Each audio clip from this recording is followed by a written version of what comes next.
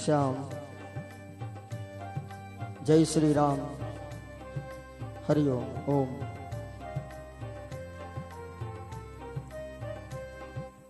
हरि ओम। श्याम।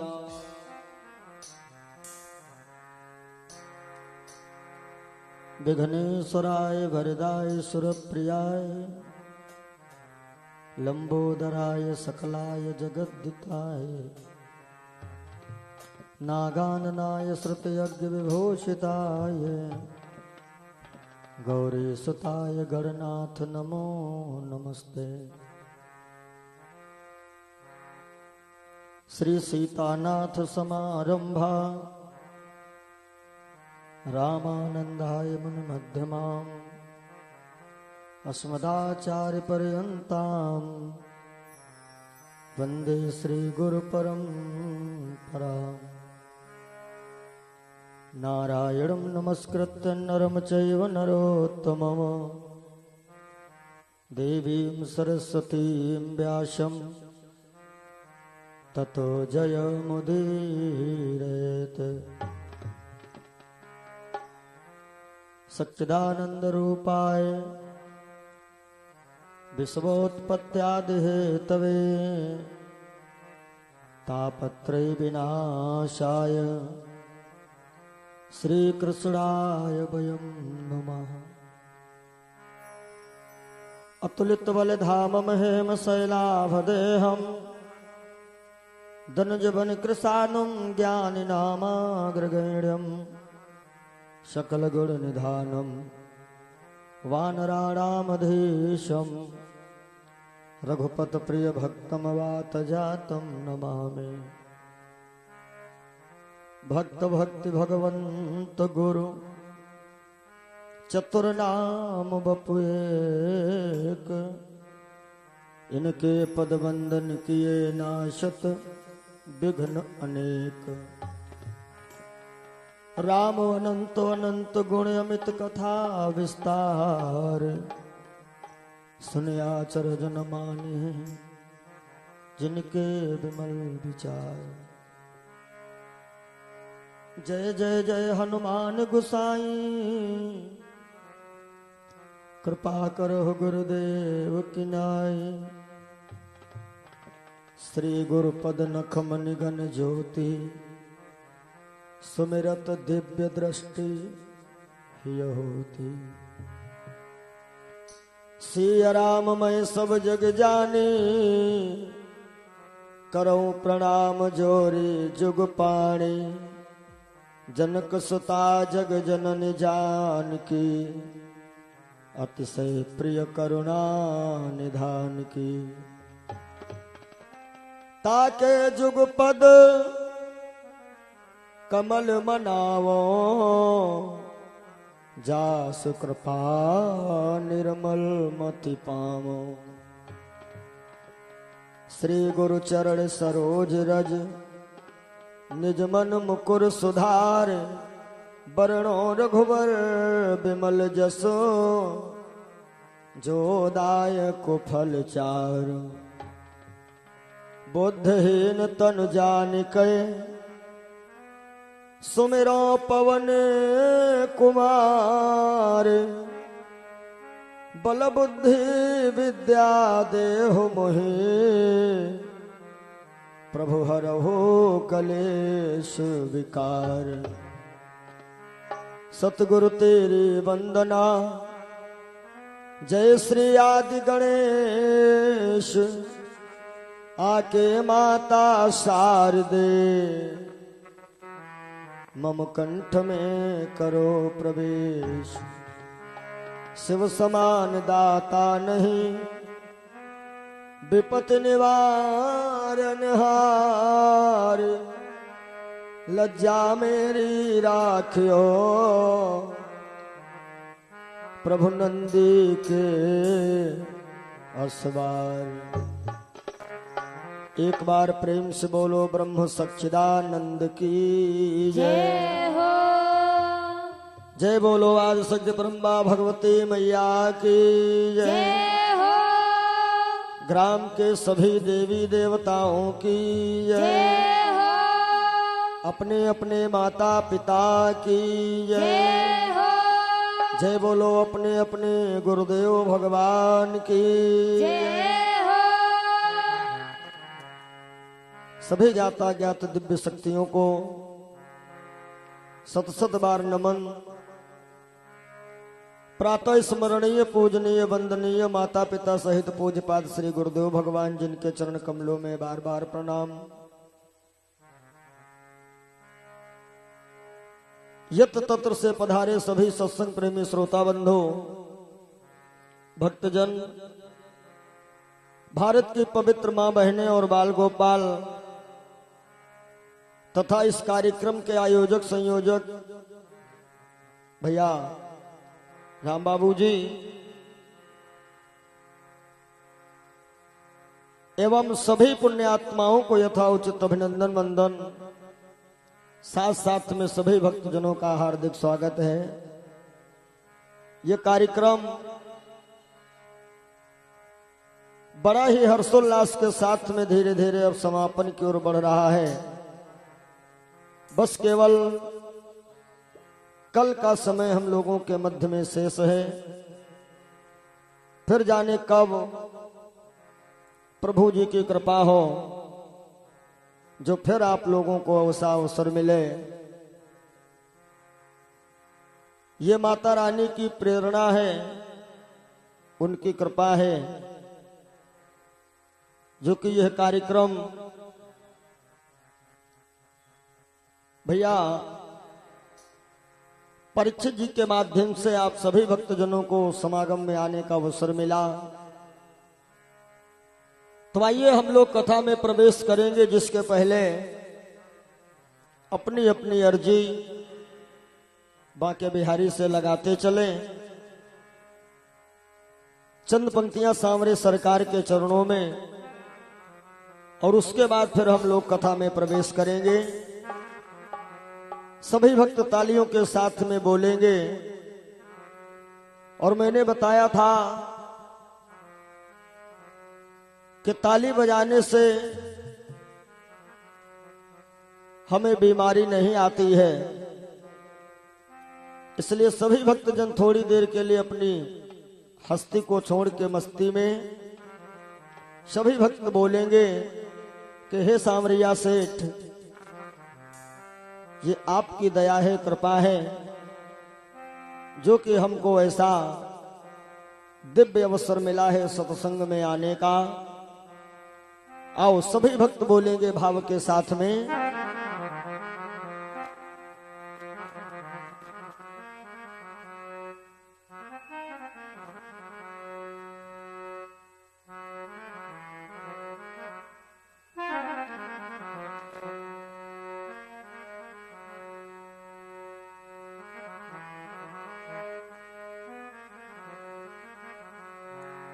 और मेरा आपकी कृपा से,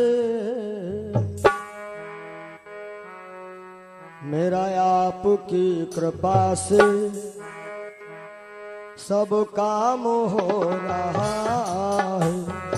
मेरा आपकी कृपा से सब काम हो रहा है। मेरा आपकी कृपा से जय हो।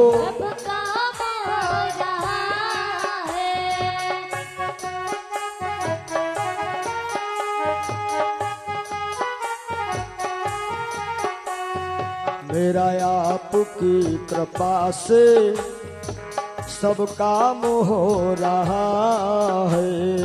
मेरा आपकी कृपा से सब काम हो रहा है। मेरा आपकी कृपा से सब काम हो रहा है। मेरा आपकी कृपा से सब काम हो रहा है। करते हो तुम कन्हैया। बोलो सांवरे सेठ की, खाटू नरेश की। करते हो तुम कन्हैया मेरा नाम हो रहा है। करके हुक्म कन्हैया मेरा नाम हो रहा है। करते हो तुम संवरिया मेरा नाम हो रहा है। करके हुक्म संवरिया जय हो। नाम हो रहा है। करते हो तुम कन्हैया मेरा नाम हो रहा है। करते हो तुम कन्हैया जय हो। मेरा नाम हो रहा है। करते हो तुम कन्हैया मेरा नाम हो रहा है। मेरा आपकी दया से, जय हो। मेरा आपकी कृपा से सब काम हो रहा है। मेरा आपकी दया से सब काम हो रहा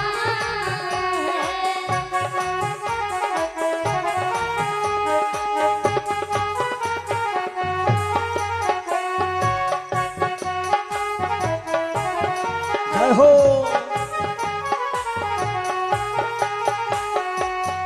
और हे प्रभु पतवार के बिना ही मेरी नाव चल रही है। दीवार के बिना ही मेरी नाव चल रही है। पतवार के बिना ही मेरी नाव चल रही है। हैरान है जमाना मंजिल भी मिल रही है। हैरान है जमाना मंजिल भी मिल रही है। हाँ हैरान है जमाना मंजिल भी मिल रही है। करता नहीं मैं कुछ भी। जय हो गुरुजी। बोलो श्याम प्यारे की, जय हो। हारे के सहारे की। जय हो। हाँ करता नहीं मैं कुछ भी पर काम हो रहा है। करता नहीं मैं कुछ भी पर काम हो रहा है। करता नहीं मैं कुछ भी पर काम हो रहा है। करता नहीं मैं कुछ भी पर काम हो रहा है। करता नहीं मैं कुछ भी पर काम हो रहा है। मेरा आपकी दया से सब काम हो रहा है। मेरा आपकी दया से सब काम हो रहा है। करते हो तुम कन्हैया मेरा नाम हो रहा है। करते हो तुम कन्हैया मेरा नाम हो रहा है। जय हो।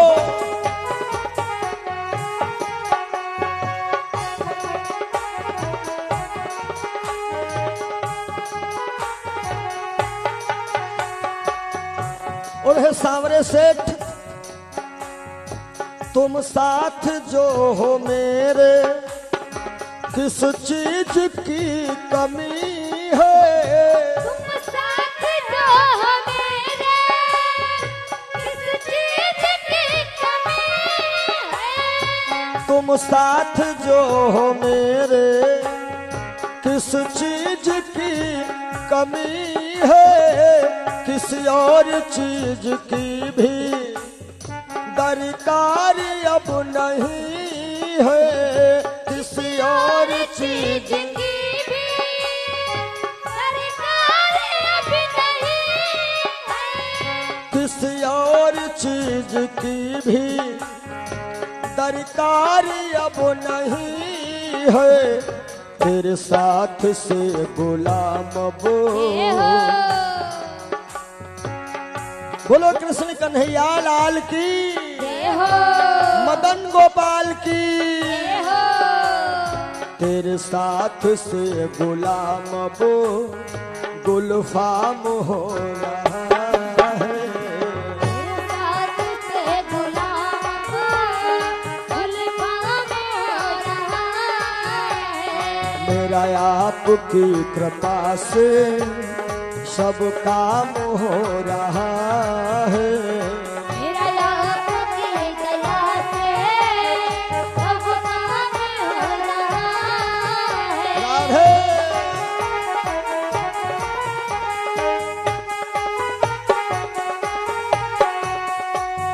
और हे मुरली वाले, आपसे मेरा यही निवेदन है कि ऐसे ही कृपा हम पे बनाए रखना सरकार। तेरे साथ से गुलाम अब गुलफाम हो रहा है। तेरे साथ से गुलाम अब गुलफाम हो रहा है। करते हो श्याम बाबा, जय हो, करते हो मुरली वाले, मेरा नाम हो रहा है। करते हो मुरली वाले, मेरा नाम हो रहा है। मेरा आपकी दया से सब काम हो रहा है। मेरा आपकी दया से सब काम हो रहा है।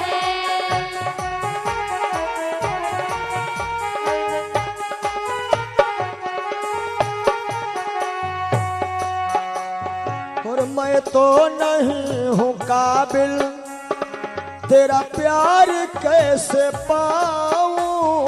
मैं तो नहीं हूँ काबिल, तेरा प्यार कैसे पाऊं। हे कन्हैया, मैं एक अधम जड़,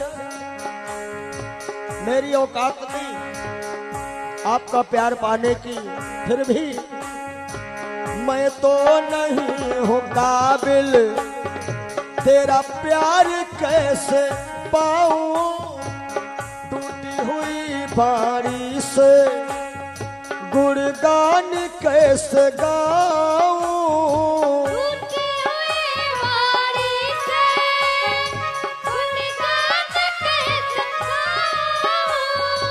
टूटी हुई बारी से गुणगान कैसे गाऊं। तेरी प्रेरणा से प्रभु जी, जय हो गुरुजी। तेरी प्रेरणा से प्रभु जी ये कमाल हो रहा है। तेरी प्रेरणा से प्रभु जी ये कमाल हो रहा है। प्रेरणा से प्रभु जी कहो ये कमाल हो रहा है। तेरी प्रेरणा से कान्हा ये कमाल हो रहा है। तेरी प्रेरणा से प्रभु जी ये कमाल हो रहा है। मेरा आपकी दया से, जय हो, मेरा आपकी कृपा से सब काम हो रहा है। मेरा आपकी दया से सब काम हो रहा है।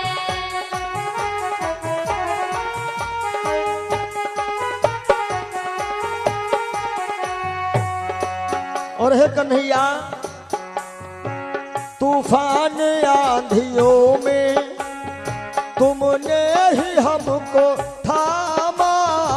तूफान आंधियों में तुमने ही हमको थामा। क्या बात है। तूफान आंधियों में तुमने ही हमको थामा।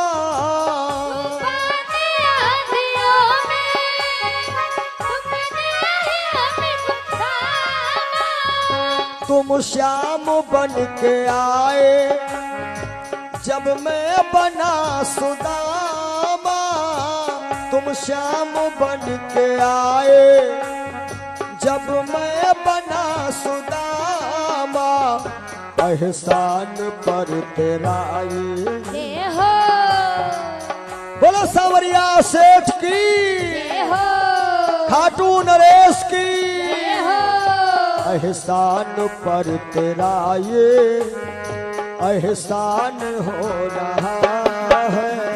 एहसान कर तेरा ये एहसान हो रहा है। मेरा आपकी कृपा से सब काम हो रहा है। मेरा आपकी दया से सब काम हो रहा है। करते हो मुरली वाले मेरा नाम हो रहा है। राधे करते हो बंसी वाले मेरा नाम हो रहा है। मेरा आपकी कृपा से सब काम हो रहा है। मेरा आपकी दया से सब काम हो रहा है। मेरा आपकी कृपा से सब काम हो रहा है। मेरा आपकी दया से सब काम हो रहा है। मेरा आपकी कृपा से सब काम हो रहा है। मेरा आपकी दया से बोलो सब काम हो रहा है। मेरा आपकी दया से सब काम हो रहा है। मेरा आपकी दया से सब काम हो रहा है। मेरा आपकी कृपा से सब काम हो रहा है। करते हो तुम कन्हैया, जय हो हे हो करते हो तुम समरिया, मेरा नाम हो रहा है। करते हो तुम संवरिया, जय हो श्याम मेरा नाम हो रहा है। करते हो तुम कन्हैया, मेरा नाम हो रहा है। करते हो तुम संवरिया, जय हो मेरा नाम हो रहा है। और केवल एक बार सभी भक्तजन लगाओ बाबा के दरबार में अपनी अपनी हाजिरी। एक बार हाथ उठा करके सब लोग बाबा से अर्जी लगा लेना, ताली बजाइएगा। जय हो जय हो। कोई हाथ छूटे नहीं, सबकी हाजिरी लग जाए। मेरा आपकी कृपा से सब काम हो रहा है। मेरा आपकी कृपा से जय हो काम हो रहा है। करते हो मुरली वाले मेरा नाम हो रहा है। करते हो मुरली वाले, मेरा नाम हो रहा है। करते हो बंसी वाले मेरा नाम हो रहा है। करते हो बंसी वाले, मेरा नाम हो रहा है। बोलो कन्हैया लाल की, जय हो सच्चे दरबार की। जय हो और जोरदार जयकारा हो जाए, सबके हाथ उठ जाए एक बार। बोलिए भारत माता की, जय हो भारत माता की। जय हो। बहुत बहुत धन्यवाद। अब शांति पूर्वक बैठ करके सभी भक्त कथा का आनंद प्राप्त करेंगे। और निवेदन करूंगा जिनके आगे थोड़ी जगह हो थोड़ा थोड़ा आगे बढ़ जाइएगा, ताकि सभी भक्त बैठते रहें। आज तो लगभग ग्राउंड भर चुका है पूरा। हाँ, थोड़ा थोड़ा बढ़ जाइएगा, सब बैठ जाएं। और माताओं से निवेदन है, रास्ते में न बैठिएगा। व्यवस्थापक ध्यान रखें, किसी माता को रास्ते में न बैठने दें। गैलरी खाली करिए। माताओं आप भी थोड़ा थोड़ा बढ़ लेना, जिनके आगे जगह थोड़ा थोड़ा बढ़ जाओ। बस आज और कल परसों से पूरी जगह जगह है यहाँ। थोड़ा थोड़ा बढ़ जाइए, सब बैठ जाएं आराम से। जय हो। बहुत बड़ी कृपा है उन परम पिता परमात्मा के आप सभी भक्तों के ऊपर, ग्रामवासियों पर, क्षेत्रवासियों पर, जो कि इतना भव्य आयोजन आपके क्षेत्र, आपके गांव में हो रहा है। और इसका श्रेय जो है, ये बच्चा किसका, इसको अपने पास बिठाइए, देखो तार खींच रहा है, इसको तुरंत कहीं ना कहीं एडजस्ट करिए। आज खुला बच्चा कोई नहीं घूमेंगे, हाँ नहीं तो अलाउंस करना पड़ेगा, खो गए। बैठ जाओ। ये श्रेय जो है भैया राम बाबूजी को जाता है कि जिनके माध्यम से आप लोगों को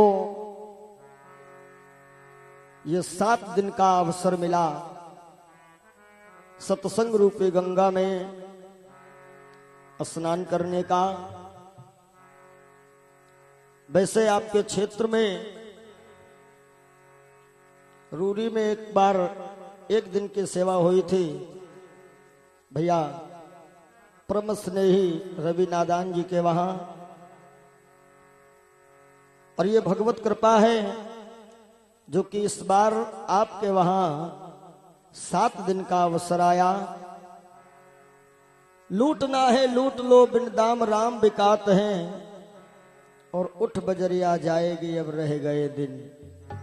अब 7 नहीं बचे हैं, केवल कल का दिन शेष है। आज 6 दिन हो रहे हैं, निरंतर अमृत की वर्षा तो हो रही है, लेकिन आप लोगों के ऊपर यह निर्भर है कौन व्यक्ति यहां से कितना अमृत ले पा रहा है। ये आपके पात्रों के ऊपर निर्भर है। जैसा कि हम बताए भी हैं, हमारी कथा में सभी भक्त कथा सुनने नहीं आते हैं, कुछ भक्त हमें देखने भी आते हैं। हाँ, बीच में भी अफवाहें चल रही थी ना हमारी, हम मर चुके हैं, तो देखने आते हैं जिंदा है कि नहीं है। कुछ आते हैं चलो भैया वो टीवी पे देखते हैं जिनका कार्यक्रम वही आए हैं, या मोर मोरनी वाले आए हैं। अब जो जिस भाव से यहां पर आया है ना, ये तो दरबार ऐसा है, माता रानी का दरबार ऐसा है, जो जिस भाव से आता है वो वैसा ही यहां से लेकर के जा पाएगा। कथा चाहे राम की हो कृष्ण की हो, हर कथा में अपनी कथा है। बस सुनने समझने का नजरिया अपना अपना अलग अलग है। धीरे धीरे 7 दिन बीत रहे हैं, कल अंतिम दिवस है, और पता नहीं चला कि कितना जल्दी समय बीत गया। एक भाई साहब कह रहे थे पंडित जी 2 दिन कथा और बढ़ा दीजिए, तो हमने कहा 2 दिन नहीं, कथा भले 2 महीना बढ़ा दें, लेकिन ये नहीं होगा कि अब हमारी इच्छा पूरी है। क्यों? क्योंकि भगवान की कथा ऐसी ही है। भगवान की कथा जो है ये कभी खत्म नहीं होती, जितने खोजो उतने गहराई है, और जितने गहराई तक पहुंचेंगे उतना ही आनंद का अनुभव करेंगे। और होना भी चाहिए। बाकी तो ये अपना मानव शरीर ऐसा है कि हम लोग बनाते बनाते बिगड़ जाते हैं, आखिर को रिजल्ट हमारे सामने वही आता है। बहुत पहले एक भजन मैंने गाया था, ये सबसे पहला भजन है हमारा। आशाओं का हुआ खात्मा, दिल की तमन्ना बनी रही, और जब परदेसी हुआ रवाना, सुंदर काया पड़ी रही। काफी भक्तों का निवेदन भी था, खैर अभी प्रयास करूंगा। थोड़ी चर्चा, भगवान कृष्ण ने कंस का वध करके और नाना उग्रसेन को मथुरा का राज्य दिया। फिर उसके बाद उद्धव भैया के द्वारा गोपी ज्ञान महाराज सुखदेव जी कहते हैं, सुनो राजन, इधर कंस की दोनों रानी अस्ति और प्राप्ति अपने पिता जरासंध के पास पहुंचती हैं और कहती हैं कि तुम यहां बोतल से बोतल लड़ा रहे हो और तुम्हारा दामाद जान से चला गया।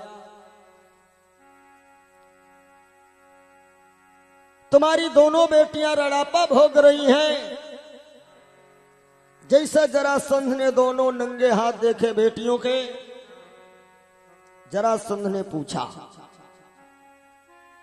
कि प्यारी बेटियों बताओ तो, अरे किस कातिल आया है और किसने मारा है कंसवीर और तुमको राण बनाया है। अस्ति प्राप्ति कहती है ज्यादा नहीं, छोटे छोटे बच्चे हैं, गोकुल से आके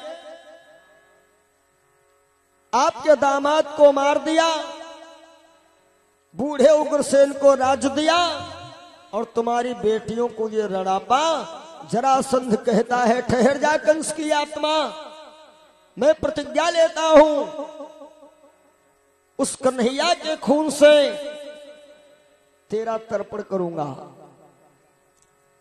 जरासंध जो है चतुरंगड़ी सेना लेकर के आता है। ज्यादा विस्तार ना बढ़ाते हुए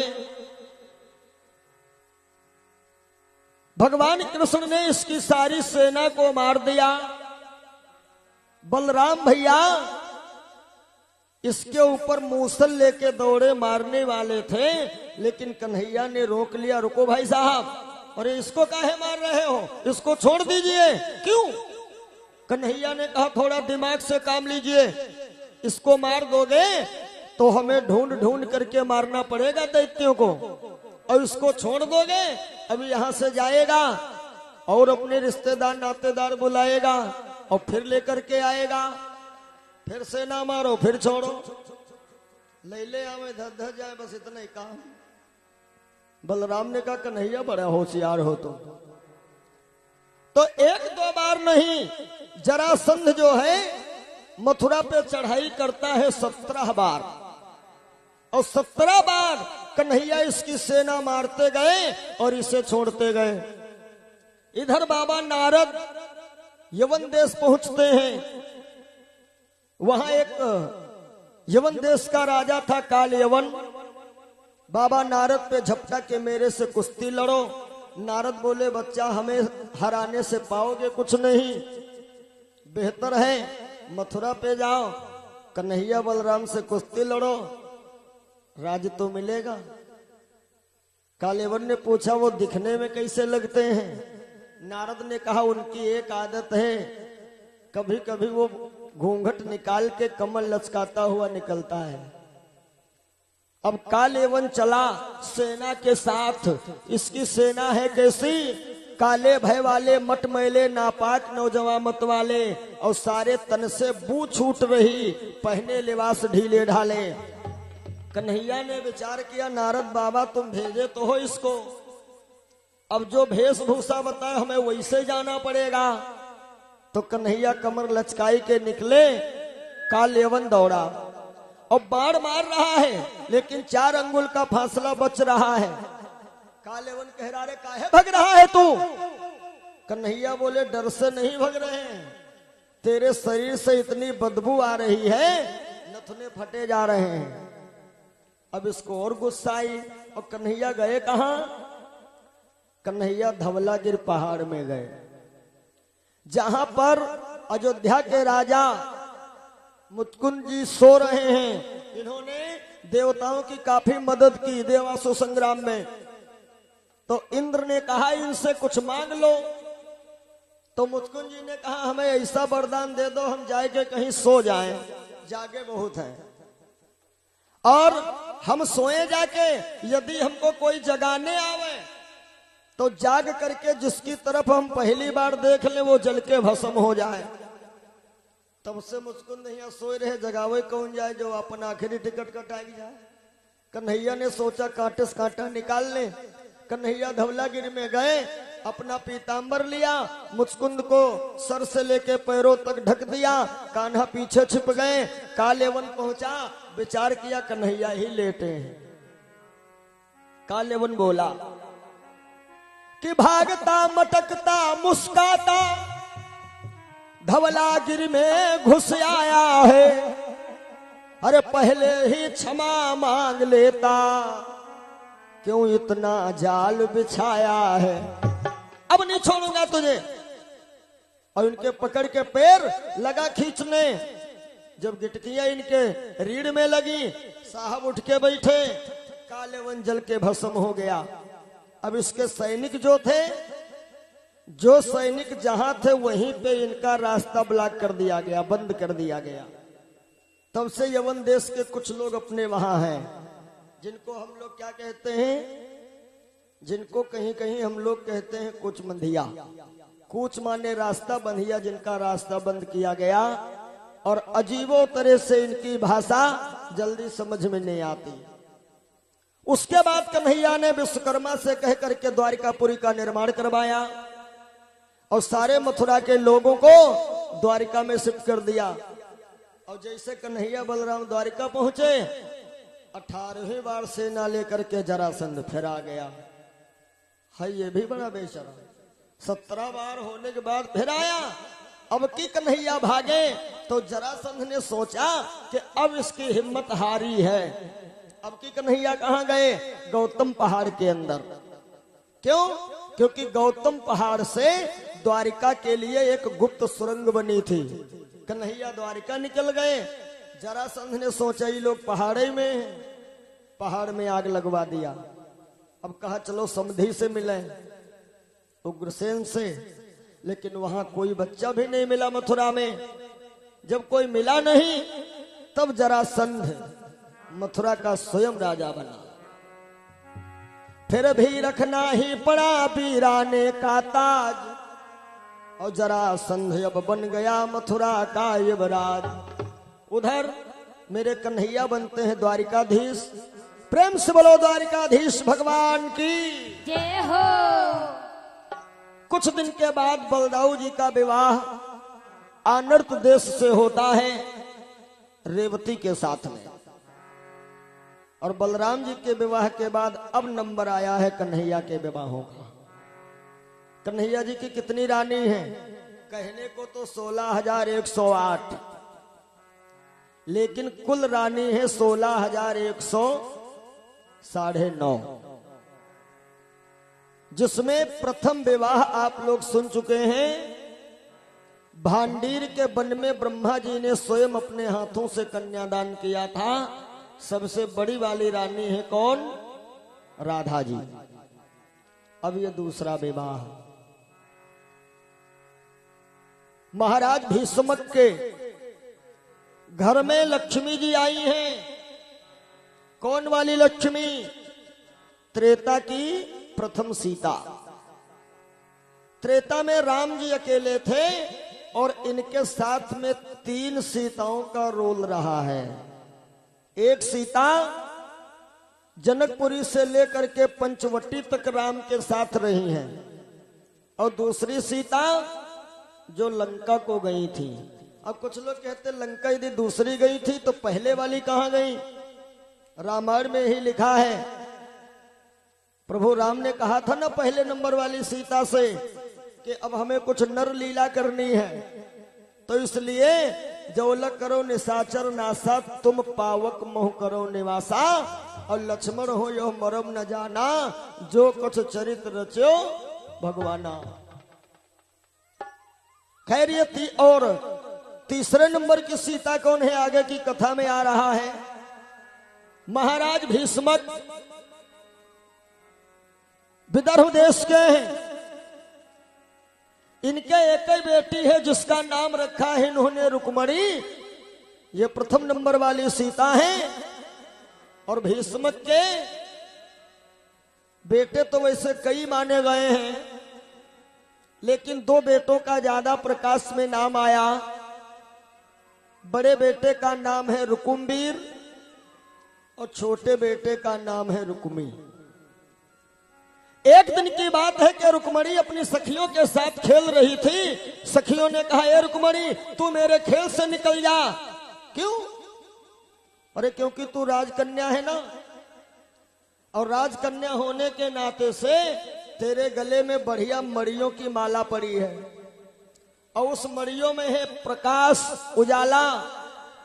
और खेल कौन सा हो रहा है? लुक्का छिपी। कहीं कहीं बच्चा कहते हैं पचासा, है ना। एक चोर बनता है, बाकी बच्चे छिप जाते हैं, फिर जो चोर बनता है वो छिपे ही बच्चों को ढूंढे। सखियां कहती हैं, रुक्मणी अरे हम अंधेरा पाके जहां छिप जाती हैं और तुम भी आ जाती हो, और छिपने जाओ लेके बैठो गैस सिलेंडर, कहां छिपाऊंगा? हरे बोली आलिया ठिठोली में रुक्मणी तुम खेल मिटाती हो, और आप भी प्रकट हो जाती हो, हम सबको भी प्रगटाती हो। हम सभी को भी प्रगटाती हो।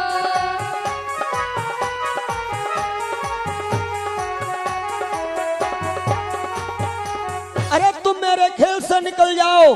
रुक्मणी ने कहा, तो ठीक है मैं जा रही हूँ, लेकिन तुम्हें पछताना पड़ेगा एक दिन। जैसे रुक्मणी बाहर आई तो क्या देखा, कुछ संत महात्मा बैठे हैं और बीच में ठाकुर जी की, कन्हैया जी की मूर्ति रखी है, और ये सारे संत महात्मा अपने कन्हैया का गुणगान कर रहे हैं। एक बार सब लोग बोल लीजिएगा कि तेरी मस्त मस्त मुस्कनिया पे बलिहार श्यामा जो, बलिहार श्यामा जो।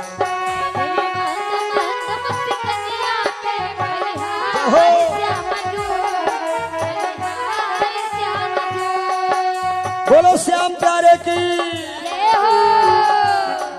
तेरी मंद मंद मुस्कनिया, तेरी मंद मंद मुस्कनिया पे बलिहार श्यामा जो, बलिहार श्यामा जो। तेरी मंद मंद मुस्कनिया पे बलिहार श्यामा जो, बलिहार श्यामा जो।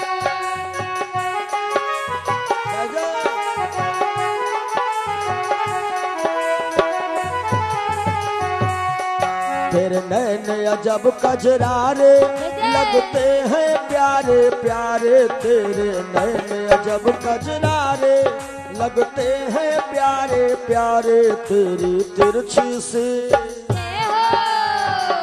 हो, तेरी तिरछी सी चितवनिया पे बलिहार श्यामा जो, बलिहार श्यामा जो।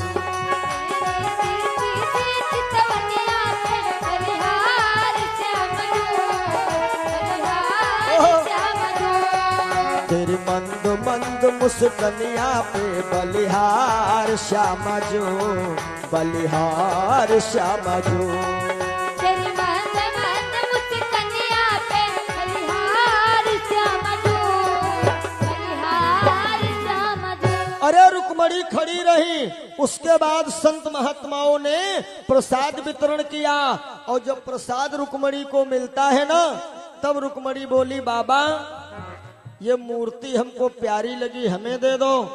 महात्माओं ने कहा, ए बिटिया ये कोई बाजार का खिलौना थोड़ी है, अरे ये मेरे दातार हैं, ईश्वर हैं।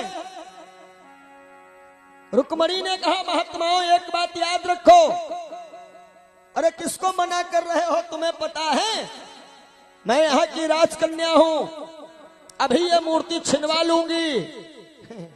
महात्मा लोग हंसने लगे, रे बिटिया तुम बड़े लोग और कर भी क्या सकते हो, लेकिन सुनो, यदि तुम इस मूर्ति को छिनवाओगी ना तो हम सारे महात्मा जाकर के आत्महत्या करेंगे। रुक्मणी बोली, बस बाबा आपने हमें रास्ता बता दिया, आत्महत्या तुम नहीं करोगे, हम करेंगे स्वयं। जैसे कहा हम जाके मर जाएं, महात्माओं ने तुरंत मीटिंग कर लिया ये लड़की मर गई तो इसे पूजा पाठ है तो सब बेकार। रुक्मणी इधर आओ बेटा, ये मूर्ति ले जाओ, लेकिन इतना ध्यान रखना हमारे साहब का कभी अपमान ना हो पाए। रुक्मणी उस मूर्ति को लाई और अपने घर में स्थापित किया, घर के पूर्व उत्तर कोने पर। देखिए, किसी के भी घर में यदि पूजा हो रही हो, भले कैलेंडर लगा के पूजा करो, वास्तु शास्त्र के मतानुसार पूजा का स्थान ईशान कोण में ही होना चाहिए, यानी पूर्व उत्तर कोने पर। इससे घर में बरकत होती है। एक दिन की बात है, महाराज भीष्मक ने दोनों लड़कों को बुलाया, बेटा इधर आओ, देखो हमारी बिटिया रुक्मणी शादी के योग्य है, तो काहे ना इसका कहीं रिश्ता देखा जाए। रुकुमवीर कहता है, पिताजी तुम अब कह रहे हो, और हमारी नजर में लड़का एक बहुत बढ़िया बस चुका है। भीष्मक बोले, बेटा हम भी तो जाने, अरे किसके साथ करेगा तू अपनी बहन का विवाह? रुकुमवीर बोला, हम अपनी बहन जी का विवाह करेंगे चंदेरी नरेश दमघोष के बेटे के साथ, जिनका नाम है शिशुपाल। ये त्रेता का रावण है। जैसे कहा शिशुपाल, राजा भीष्मक कुछ नहीं बोले। छोटा वाला बेटा कहता है, पिताजी बड़े भैया देखो, यदि ये बात है सलाह वाली तो हमारी बात मानो भले ना, लेकिन सुनो जरूर। भीष्मक बोले, तुम कोई दूसरा दूल्हा देखे का? हाँ पिताजी। किसको देखा तुमने? तो छोटा बेटा क्या रहा है कि हैं पुरुषों में वो पुरुष रतन। भैया जिसका बच्चा हो उसको अपने पास बैठा लो, नहीं तो खो जाएगा फिर। कि है पुरुषों में वो पुरुष रतन, जिनसे ये शादी की जाए।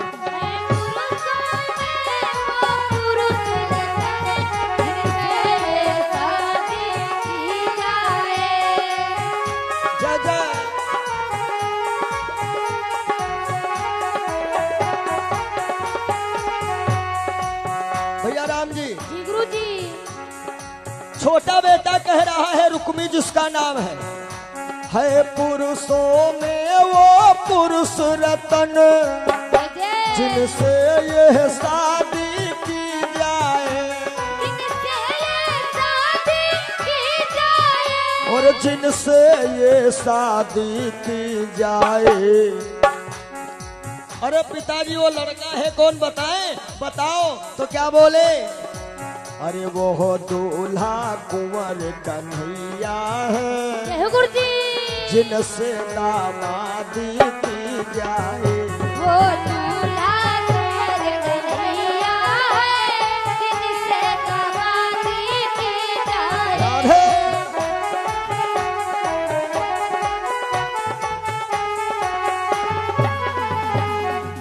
है पुरुषों में वो पुरुष रतन, जिनसे यह शादी की जाए, और वो दूल्हा कुंवर कन्हैया है, जिनसे दामादी की जाए। भीष्मक बोले, बेटा आओ तुमको गले से लगाऊं, क्योंकि तुमने हमारे मुंह की बात छीन ली। भैया इतनी बात कही कि बड़े वाले ने ललकार दिया, चुप हो जाओ, खबरदार यदि नाम लिया उस ग्वाले का तुम लोगों ने। बोला, खुशामदो नकारो है करते लाज न आती है। अरे उन महाराज की हस्ती को ग्वाले की पदवी पाती है, जिसके बाप का ठिकाना ना हो उसके साथ बहन का विवाह। भीष्मक बोले, क्या? हाँ हाँ, जब तक वो रहा गोकुल वृंदावन, नंद यशोदा को श्याम, और जब से कंस मर गया तब से वसुदेव देवकी का।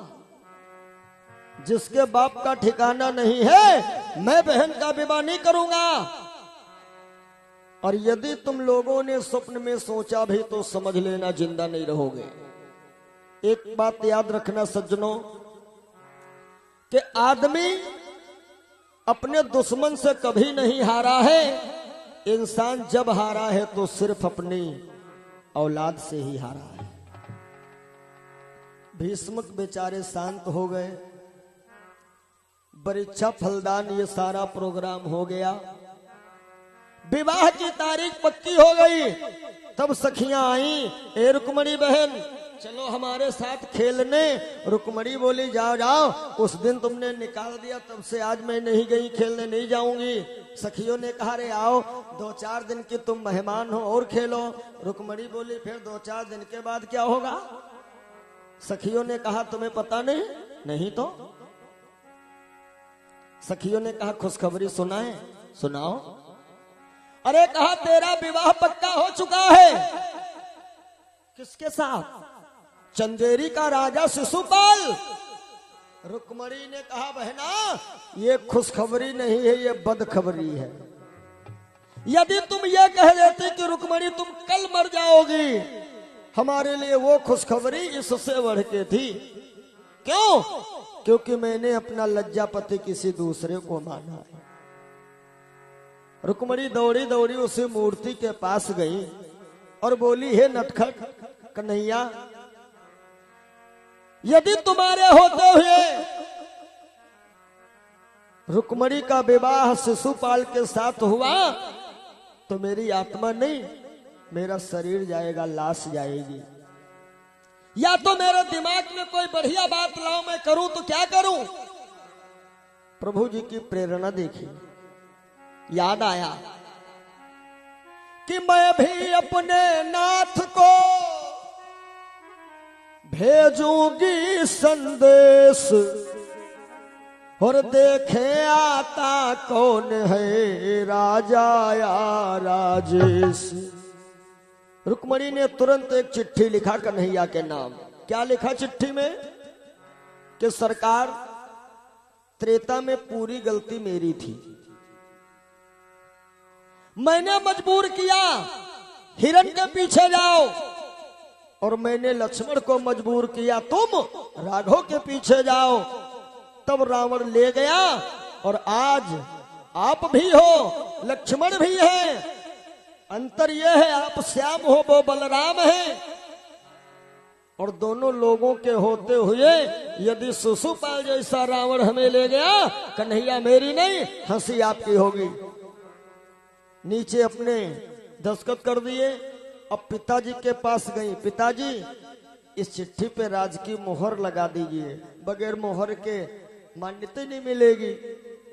भीष्मक बोले बिटिया यदि रुकुमवीर जानेगा हमें तो जिंदे काट देगा। रुक्मणी ने कहा पिताजी कर दीजिए ना, दस्तखत मोहर कर दीजिए। भीष्मक ने तुरंत मोहर कर दी। अब समस्या यह है ये चिट्ठी लेके कौन जाए? तब तलक एक पंडित जी आ गए। रुक्मणी दौड़ी, अरे अरे पंडित जी। हाँ बोलो। महाराज जी मेरा प्रणाम। बताइए। रुक्मणी ने अपनी अर्जी लगाई कि दुजदेव तुम्हारी बेटी हूँ, दुजदेव तुम्हारी बेटी हूँ,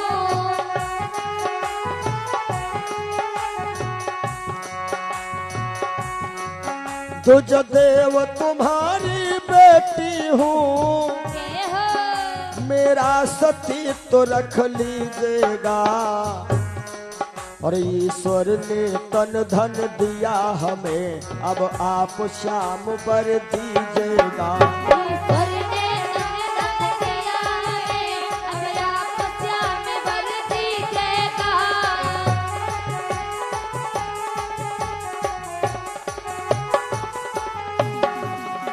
अरे महाराज ये किसी प्रकार से चिट्ठी हमारी द्वारिकाधीश तक पहुंचा दो। ब्राह्मण देवता ने कहा चिंता ना करो, कोशिश करूंगा पूरी। अब पंडित जी पहुंचे द्वारिका। कन्हैया ने देखा विप्रदेव आए, साष्टांग प्रणाम किया, चरण पखारे। अब पंडित जी की सेवा ज्यादा हो गई तो बेचारे भूल गए हम यहाँ करने क्या आए हैं। कन्हैया चरण दबा रहे हैं। पंडित जी, ए पंडित जी। पंडित जी कहते डिस्टर्ब ना करो, थके ज्यादा है। कन्हैया फिर बोले पंडित जी कोई प्रेम पत्र लाए हो? अरे पंडित जी एकदम चौकन्ने हुए, कन्हैया ये खत पकड़िए जल्दी करो। कन्हैया बोले अच्छा रुको हम थोड़ा बड़े भैया से मशविरा कर ले। कन्हैया गए, बलराम भैया से पूछ रहे हैं भैया ये देखो बड़े भैया ब्राह्मण के द्वारा ये देखो हमें खत पठाया है ये रुक्मणी ने, और नहीं चाहती ब्याह से उससे करना है, फौरन बुलाया हमें रुक्मणी ने। बलराम बोले पंडित जी तुम चल के सूचना दो मैं आ रहा हूं। बलराम भैया का हल मूसल तैयार, इनका हथियार रहा हल और मूसल। इधर कन्हैया चतुरंगिणी सेना लेके पहुंच गए, चौबारी में ठहर गए। भीष्मक राजा चुपके से आए, बोले साहब मेरी गलती नहीं थी। कन्हैया बोले राजन चिंता ना करो सब सही हो जाएगा। अब सुनो, जैसा हम बताए थे कि 3 चीजें होती हैं, एक होती है शादी और एक होता है विवाह और एक होता है भोपना। गांव देहात में माताएं ना बच्चों पे परेशान होकर कहती तुम्हारा भोपना करा देखो, ऐसा ना कहा करिए। शादी का मतलब है ना कहार है ना बाजदार है, शादी का मतलब एकदम शादी हो जाए, शादी का मतलब शादी। और विवाह चली बारात धूमधाम से, और नए नए बच्चा लोग बाजा वाले से कहा नहीं नगीना बजाओ, उनका नगीना शुरू, भैया दस्ते कोना मोहम्मद दवाई बीन बजाई लगी। अब अच्छे कपड़ा पहने खड़े थे, फट से घोड़े पे लौट गए, नागिन पापा नोट लुटा रहे हैं, ये विवाह है। और भोपना बारात धूमधाम से गई और वहां लेन देन चक्कर में बात बिगड़ गई, नाश्ता की जगह पे लाठी चली, बाराती मारे गए, दुल्हा के पांव तोड़े गए, न शादी भाई न ब्याह हो वो भोपना। आज की कथा में देखो भोपना होने वाला है। और भोपना होता काहे है, या तीसरी वाली पलटी भोपना कराए दे। पलटी 2 हो तब तो ठीक है, बराती जनाती, बराती जनाती, और तीसरी पलटी का नाम है खुराफाती, यह पलटी भोपना करवाए दे। हाँ अब भोपना वाले का हाल सुनो। इधर शिशुपाल ने जरासंध जैसे सरीखे लोगों को बुलाया है अपने विवाह में। जैसे मंडप के नीचे शिशुपाल के सर पे रखा गया मोर, पहनाया गया जामा। एक बात और बताएं, तब जो है बारात में 500 बाराती होते, 500। दूरे से पता चलता था दुल्हा कहाँ है, काहे दुल्हा पहनता था जामा पटका, सर पे होता था मोर। आजकल 100 बाराती 100, तब वो लोग पूछत के हो दुल्हा कहाँ, काहे जामा के जामा ही खराब, जामा दुल्हा कहाँ पहनते आजकल, पहने जाते हैं कोट पैंट, और दुल्हा पहने 2000 वाला, बाराती डांटे 10,000 वाला। पता ही नहीं चला दुल्हा आएगा, पहनावे का असर अलग ही होता है। और जैसे मोर इसके सर पे रखा गया, सामने एक बच्चा खड़ा था, कर दिया छी। शिशुपाल की मम्मी के बेटा मोर उतार दो, काहे असगुन होएगा। कहते हैं कि छींक सामने की बुरी कबहु न खाली जाए, और या कलंक से भेंट हो या तो जान निकाली जाए।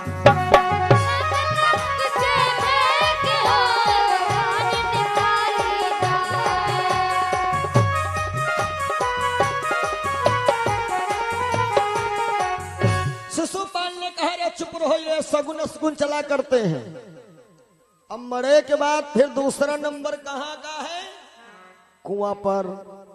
हिंदू समाज की नियमावली बड़ी विचित्र है, लेकिन है हर नियम में कोई न कोई रहस्य। दूसरा प्रोग्राम होता है कुआं पर। दुल्हा की मम्मी एक पैर कुआं में लटकाई बैठे, और दुल्हा आटा के गुल्ला लेके घूमता है ना, और बाद में माता जी को उठाता है, और कुआं पर ये कहा जाता है, पुरानी परंपरा है, बच्चा जो है माता जी को कुआं से उठाता है और कहता है मम्मी अब हम कमाई तुमका खवाई। और हमारी समझ में कुआं के बाद कुएं में डाल दे। ब्याह के बाद गौना जब हुआ थे ना तो कहते अम्मा हो वो चम्मच जो कल्याव पावर है वो नहीं मिला, दे दो नहीं तुम जिंदा रही हो नहीं। वारे औलाद है। और उन्हीं बच्चों के लिए हम लोग क्या नहीं किए। दुनिया वाले हंसी उड़ाते रहे लेकिन हम दुनिया वालों की हंसी सहन करते गए। यदि मंदिर में 4 दिन जाने लगे जल चढ़ाने, पड़ोसी हंसे लगे वारे पाखंडी ले अब हम पूजा नहीं करें, दुनिया हंसे। उसमें शर्म कर गए हम लोग, पूजा पाठ बंद कर दिए और इन बीबी बच्चों के चक्कर में दुनिया भर की बेइज्जती हो रही है। वह का हम लोग हर्ष से स्वीकार करते हैं। मैंने दिन में बताया भी था, औलाद के लिए क्या नहीं करते हैं, पत्नी को पीठी चढ़ा लेते हैं। रात में बच्चा रोया, मम्मी बोली बात का है, बच्चा कहता घोड़ा चाहिए, घोड़ा नहीं है पापा, तुरंत घोड़ा बन गया आंगन में, कहीं हम पे बैठा दो।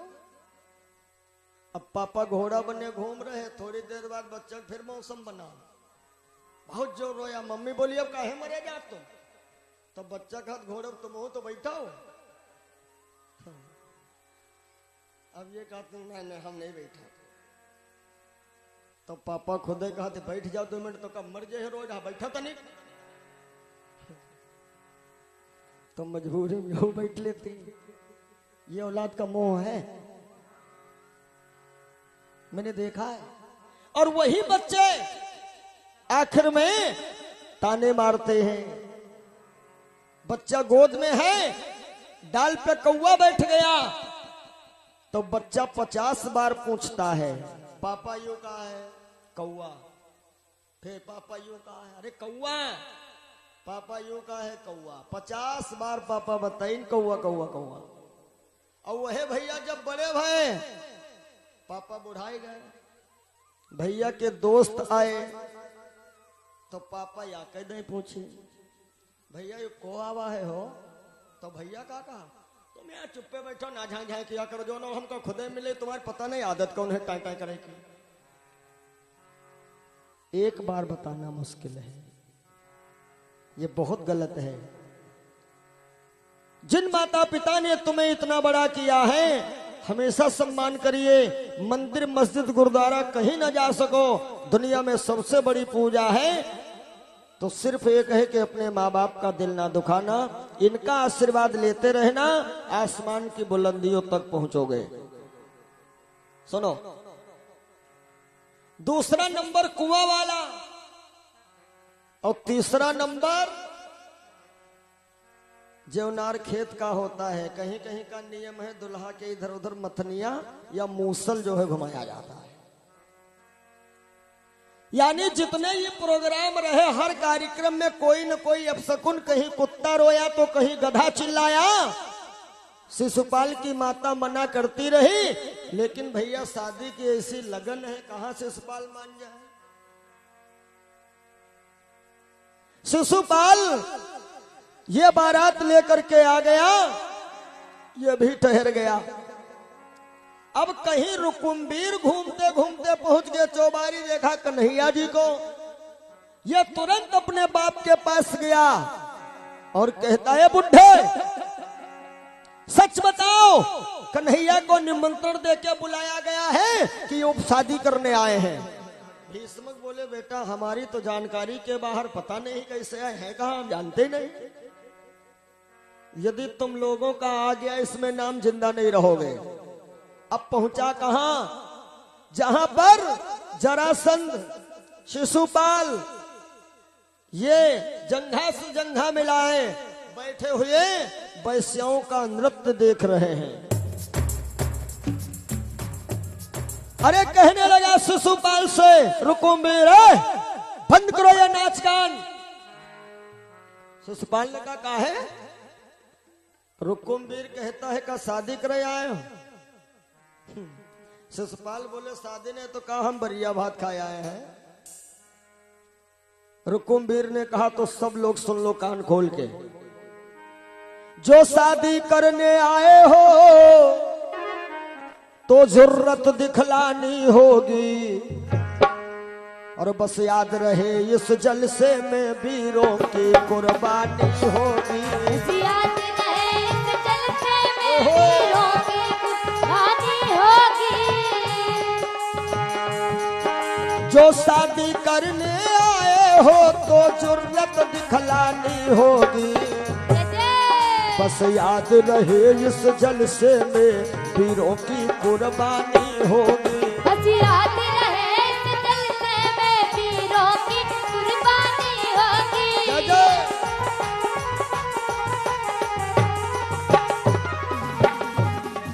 जैसे कहा बलिदानी कुर्बानी, कुछ बराती कान पे जनेऊ घुमाए निकले।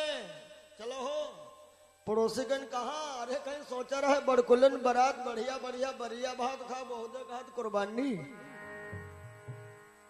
बूढ़े लोग आज भी कहते ना कि भतखौवन से काम नहीं चला थे, तो जितने भतखौआ रहे वो तो भाग गए।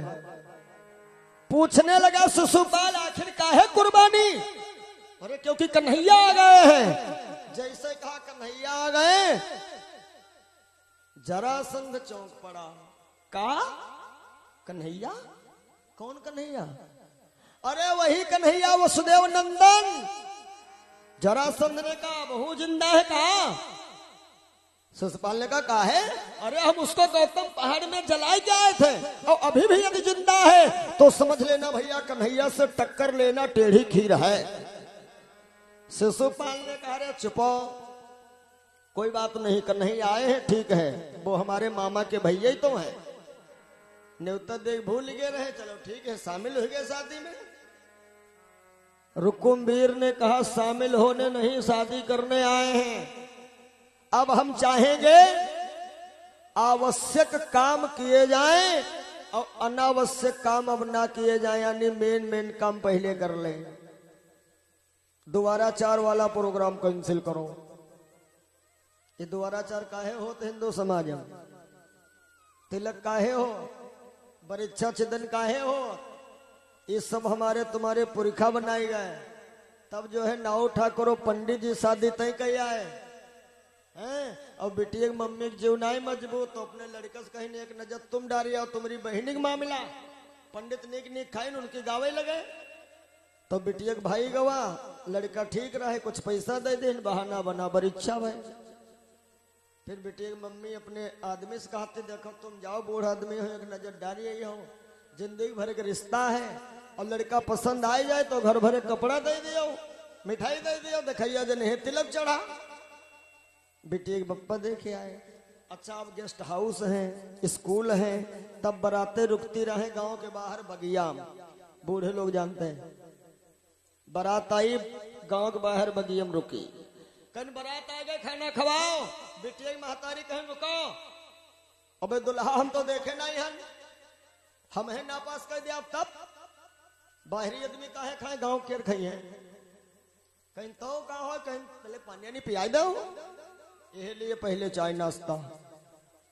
अब कहीं दुल्हा हम जा रहे हैं बगिया देख आई, बेटे बाप कहीं बगिया जायो ना, अत्ते मेहमान है का कहीं है, वो बगिया गई रहा, कहीं फिर कहीं दुल्हा दुआरे बुलाई, कौने बहाने बुलाई हो, कहीं दोबारा चार एक बहाने, कहीं जाओ चार जने जाओ दुल्हा बुलाई लाओ, बेटे महतारी कहीं ऐसे न बुलावे जाओ, एक एक कंडा बार ले का है, कहीं कंडा बारी ले जाइयो दुल्हा के लइहो, तो अलाय बलाय जोन होई दुल्हा के संगम बतेला देखे बगिए में रह जाइए, एक ही बद के दुल्हा हो दुआरे। अच्छा तब जनरेटर रही नहीं, तब जनरेटर वाली सुविधा नहीं, और गांव भर की महिलाएं घर में, तो बेटे महतारी कहन के मुझलो हमरे तो तींगू रावत दिखाते नहीं, पता नहीं दुल्हा कान हो के नहीं, शाम हो गई, तो मंझलो कहीं रुको हम उपाय बनाई कुछ। तो एक थरिया महिया 7 5 11 32 बारीक धरी आरती कहे पूरा आरता कहीं बेटिया में बहुत उजेरो है, यह उजेरम कान नाक चेक कर लो।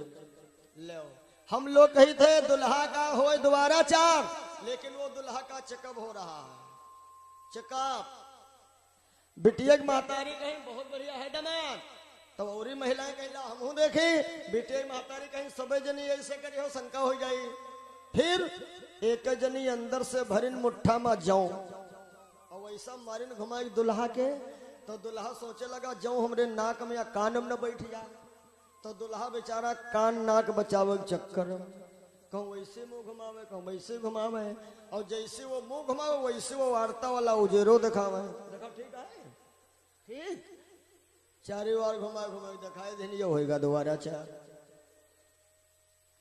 अब खाना खाए में तनी बुद्धिमानी देखो बूढ़न की।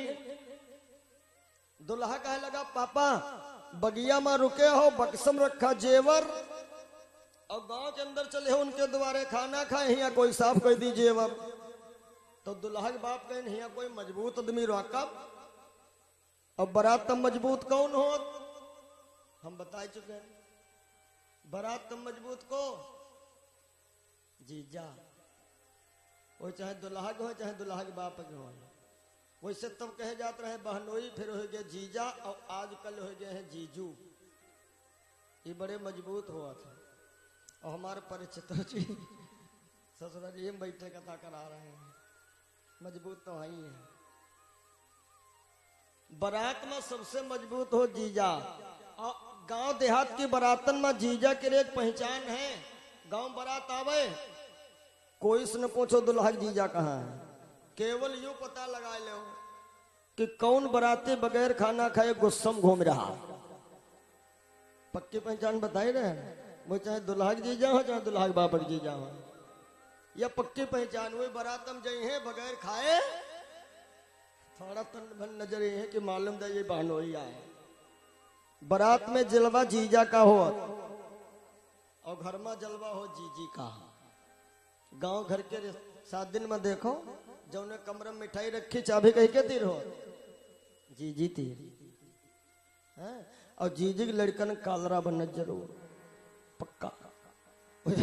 तनिको मौका पौते कमरे में बैठे भैया खाओ तुम अगर मर भले जा तुम खा ही ले भाई।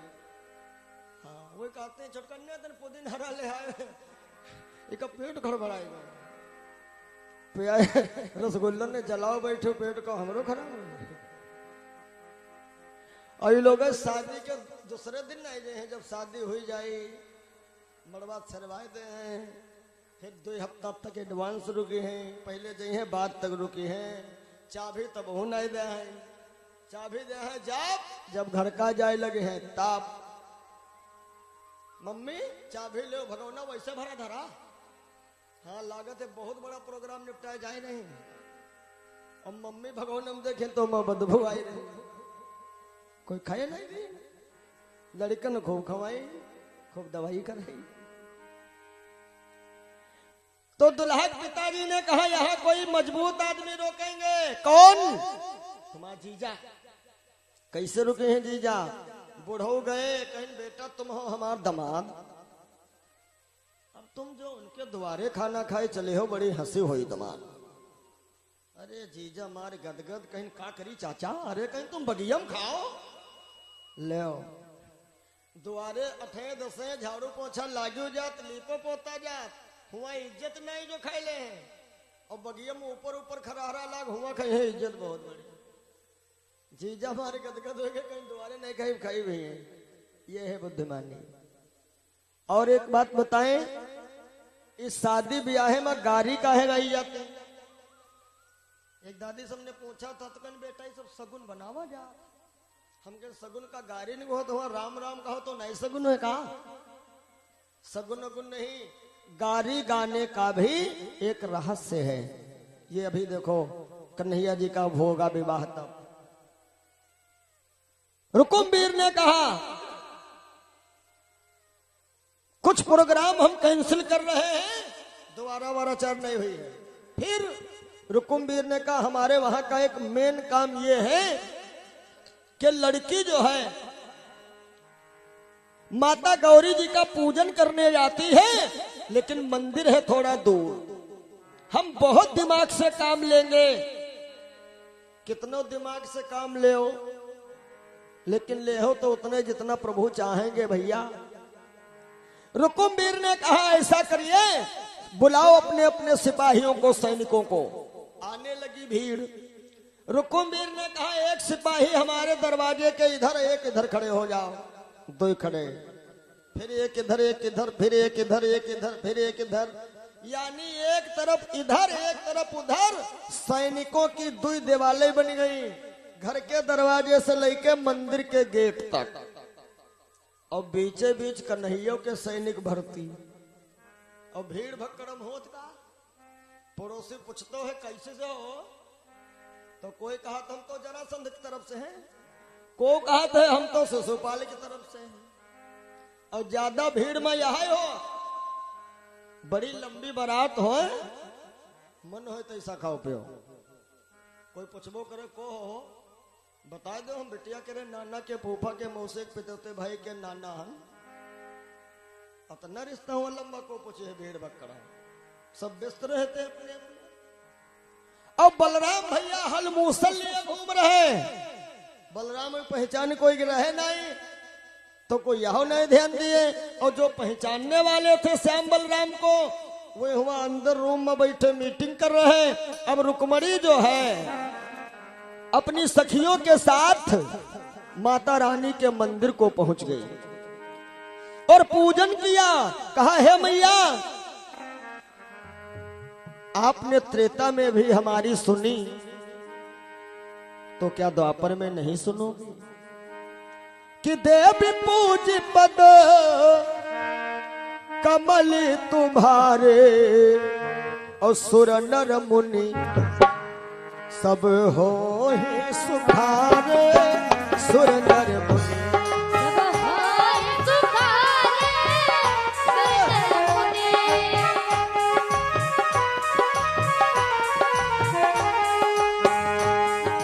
हो मोर मनोरथ, जय हो मोर मनोरथ जानहु नीक, बसहु सदा पुरपुर सबहि के, बसहु सदा। पुरपुर सबहि के, बसहु सदा। जय जय। पुरपुर सबहि के, बसहु सदा। माता रानी कहने लगी बिटिया चिंता ना करो, पीछे देखो।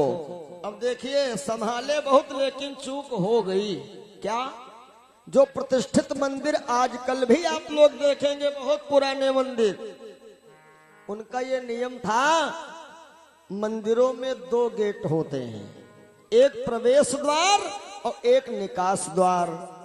तो ये लोग दीवार खड़ी किए थे प्रवेश द्वार पर, और निकास द्वार एकदम पीछे वाला गेट फ्री। रुक्मणी ने मुड़ के देखा, कन्हैया रथ लगाए खड़े। आओ बैठो। जैसे रुक्मणी चली, एक सखी ने पकड़ लिया, रुको तुम्हें बहुत जल्दी, सगुन तो बनाए दो तब जाओ। सगुन का कहीं तनी रो लियो। कहीं कहीं माताएं रोने का भी सगुन मानती हैं। अब ये सगुन है, लेकिन हम लोग समझ नहीं पाते हैं। ब्याह के इस लगन हो, बिटिया जब रोती हैं, काहे के लिए रोती हैं? बिटिया के भाई कहा थे मम्मी दीदी काहे रोती? मम्मी कहीं दीदी ससुराल जाती हैं। लड़का कहे लग जीजा नहीं रोवत है। मम्मी कहीं दीदी आज रोती हैं, आज रोई ले, जीजक तुम्हारे जन्म पर रोए तो है। जिंदगी भरी बंड बजी है इनका। अब सच है ये सज्जनों। रुक्मणी थोड़ा लिपट झपट के रोई, और जैसे कन्हैया जी रथ आगे बढ़ाए, सखियां अंदर बैठी सोच रही कि बहना यदि बाहर निकलोगी, रुकुमवीर पूछेगा बहन जी कहाँ है, तब का बताइए, सबकी फांसी। और ये कहीं तो रुकी रहो, देखो रो तो है कहाँ, कहीं वो जा रहा है, कहीं थोड़ी देर और बैठो। अब कहाँ है? कहना अब वो निकल गया। कहना वो थोड़ी देर बैठो। अब कहाँ है? कहीं अब तो धूले धूल नजर आई रही। इधर रुकुमवीर सोच रहा है आज यह पूजा कत्ती लंबी हुई गई। सखियां कह लगी अब धूले धूल नजर है तो अब मंदिरे के अंदर चिल्लाओ। सारी सहेलियां चिल्लाई कि दौड़ो दौड़ो लुट गया सारा राज समाज और धाओ धाओ उड़ चली राजवंश की लाज। बचाओ बचाओ कि वो आया आया अब दौड़ो। आया आया अब दौड़ो।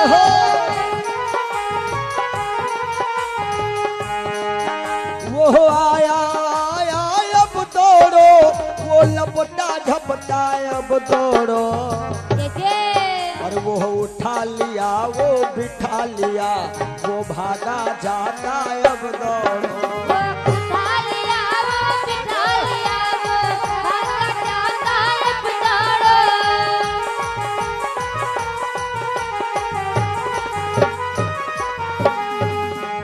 इसीलिए कहते हैं भैया कि जो दिल से जोग साधे तो जोगन वही है और पिया जिसको चाहे सुहागन वही है। जय हो सभी का साचा होगा। राम जी जो दिल से जोग साधे तो जोगन वही है पिया जिसको चाहे सुहागन वही है। पिया जिसको चाहे सुहागन वही है। रुक्मणी ने पत्र द्वारा हरि को अपनाए हुए फौज पलटन के सहित शिशुपाल थे आए हुए।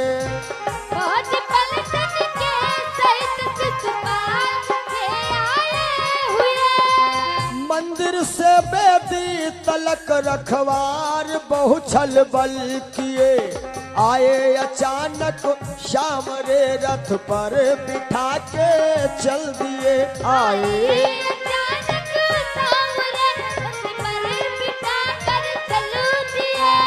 आए अचानक श्याम जी रथ पे बिठा के चल दी। अब क्या हुआ? मंदिर खोल देखा मंदिर खोल देखा तो दुल्हन नहीं है पिया जिसको चाहे सुहागन वही है।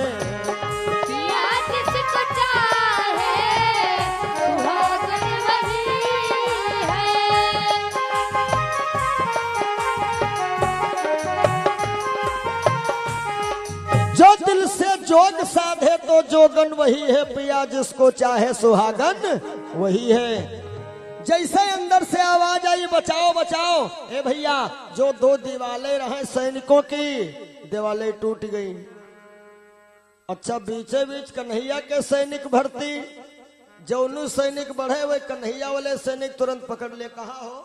अरे कहीं शोर मचा। अरे कहीं रुको ड्यूटी ड्यूटी मरे भी लगे हो का। थोड़ी देर तो इतने समय बीता और जब पता चला ये कन्हैया वाले हैं। अब क्या था? होने लगा युद्ध। शिशु जरासंध ने जाना रुक्मणी गई। जरासंध तो तुरंत अपने रथ पे सवार हुआ। शिशुपाल से कहता है राम राम भाई हम जा रहे हैं। होता है भैया बनी बन जाती है तब लाखों निसार होते हैं और जब बनी बिगड़ जाती है ना तब दुश्मन हजार होते हैं। जरासंध चला गया। शिशुपाल कहता है देखो चिंता न करो मैं जा रहा हूं अभी आ रहा हूं। शिशुपाल ने अपना रथ बढ़ाया आवाज दिया ए हो कन्हैया रुक जाओ। कन्हैया रुक गया। भाई साहब क्या है? कहाँ लिए जा रहे मेरी रुक्मणी को? कन्हैया बोले तुम्हारी नहीं मेरी है ये, खबरदार ऐसा नहीं ले जाओगे, मेरे साथ युद्ध करो। कन्हैया बोले बिल्कुल आइए, स्वागत है। तो कन्हैया ने घोड़ों की लगाम रुक्मणी जी को पकड़ा दिया। रुक्मणी तुम थोड़ी देर ड्राइवरिंग करो गाड़ी। और कन्हैया शिशुपाल का युद्ध शुरू। अंत तो गत्ता परिणाम, कन्हैया ने शिशुपाल के पैर पकड़ के वैसा घुमाए के फेंका, ये मऊर पे भच्च से गिरे। इनका भोपना शुरू, भोपना हो रहा। लेकिन ये मरे नहीं। मरे इसलिए नहीं क्योंकि जब शिशुपाल का जन्म हुआ था ना, तो इसके 3 आंखें थी, 3 4 हाथ। तो विद्वानों ने बताया था दमघोष से कि जब किसी के देखने से इसके 2 हाथ 1 आंख गायब हो जाए, समझ लेना उसी के द्वारा इसकी मौत।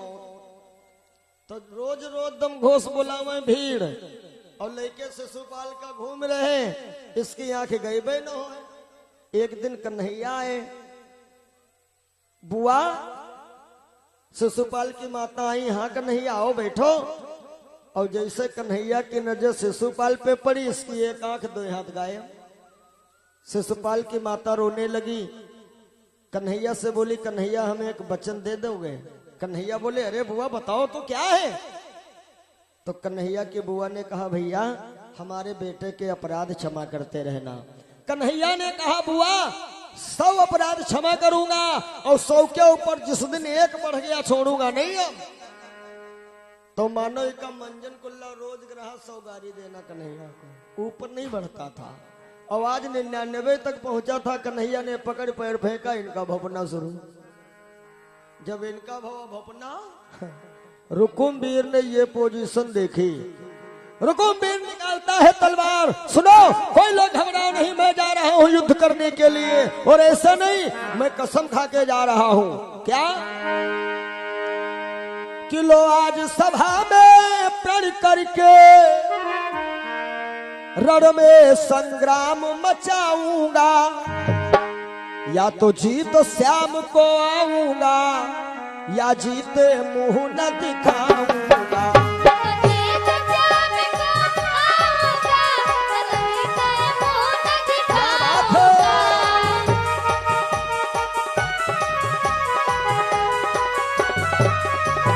अरे मैं युद्ध करने जा रहा हूँ, मैं कसम खा के जा रहा हूँ, आऊंगा तो कन्हैया को जीत के, अन्यथा मुंह नहीं दिखाऊंगा।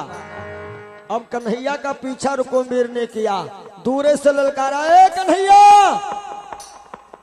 रुक जाओ। कन्हैया बोले रुक्मणी तनी रथ रोको, तुम्हारा भैया आउट। हाँ बोलो भाई साहब। रुकुमवीर ने कहा कहाँ हमारी बहन को भगाए लिए जा रहे हो? कन्हैया बोले भैया आरोप ना लगाओ।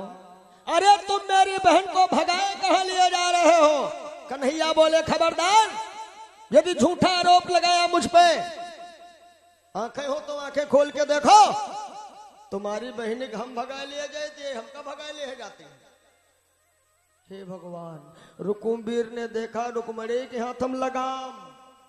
कन्हैया बोले ड्राइवरी तुम्हारी बहन जी कह रही, ये चाहती तो तुमरे घर की तरफ गाड़ी मोड़ देती, द्वारिका तरफ भगाए लिए खुद जा रहे हो, हमें बता रहे हो आप। लेकिन भैया अपने सिक्के को खोटा कहता कौन है? रुकुमवीर ने कहा चलिए छोड़िए सारी बातें छोड़िए, दही के धोखे तुमने कपास खाई है, सुनो हमारा तुम्हारा युद्ध होगा। कन्हैया बोले कैसे करना युद्ध करिए। रुकुमवीर ने कहा एक शर्त रख के। क्या? कहा कि हो सावधान खींचो कृपाण, अरे 2 बलवानों का पाला हो, या आप रुकुम के गुलाम बने, या रुकुम तुम्हारा साला हो। भैया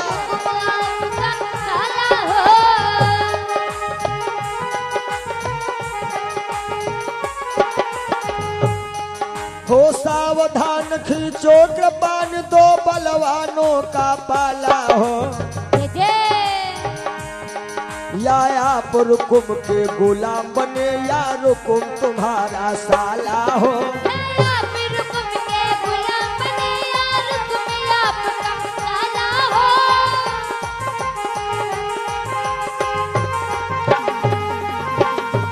ये हमारी तुम्हारी शर्त है, यदि आप जीत गए तो हम तुम्हारे साले, और यदि तुम हार गए तो तुम हमारे गुलाम बनोगे। कन्हैया बोले मंजूर है। ए भाई, रुकुमवीर ने छोड़ा अग्निबाण, आग जली। कन्हैया ने छोड़ा वरुण बाण, बरसात हुई।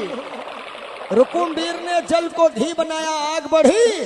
कन्हैया ने इसे मिट्टी बनाया। भयंकर युद्ध होने के बाद कन्हैया ने रुकुमवीर को पकड़ा, आधी मुछ मुड़वाई के और यही के पैर बांध के रस्सी में और रथ के पीछे बांध के डाल दिया। रुकमणी, रथ बढ़ाओ। अब रुकमणी सोच रहे भैया का मेरे कढ़लौना हुई है, बढ़ाइया रथ। बलराम भैया आ गए। कन्हैया, ये कौन है? कन्हैया बोले अब का बताई रहे तो दुश्मन, लेकिन अब तो बड़का सारा है। बलराम बोले तो का तुम चाहते हो कि अपने खानदान में कोई शादी न हो? कहे अरे हर कोई भाई सोचेगा कि जब बहनी की शादी हुई है तो भाई के ऐसे पांव बांध कढ़िलावा जाइए या पद्धति बन जाइए, खोलो इसे।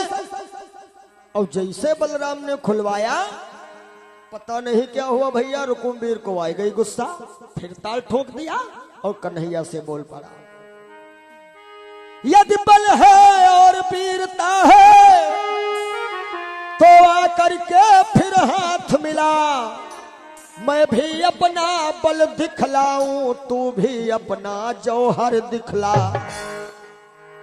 कन्हैया ने सोचा अच्छा भाई पावर है। बलराम ने 2 तलवारें डाल दी, चल युद्ध कर। अब श्याम एक तलवार, एक रुकुमवीर, वो भयंकर युद्ध हुआ। आखिर को कन्हैया जी जैसे इसके तलवार मारना चाहे, रुक्मणी बीच में आई, दोनों लोगों के हाथ पकड़ लिया, बस रुक जाओ। भगवान कन्हैया ने कहा, रुक्मणी अब तुम बीच में क्या लेने आई हो? मैं हार जाता तुम्हारा गुलाम बनता ना, लेकिन तुमने हाथ पकड़ा है तो अब तुम तय करो, उसके साथ जाना है या मेरे साथ। अब रुक्मणी सोच रही थी के खड़ी रुक्मणी मन पछताए,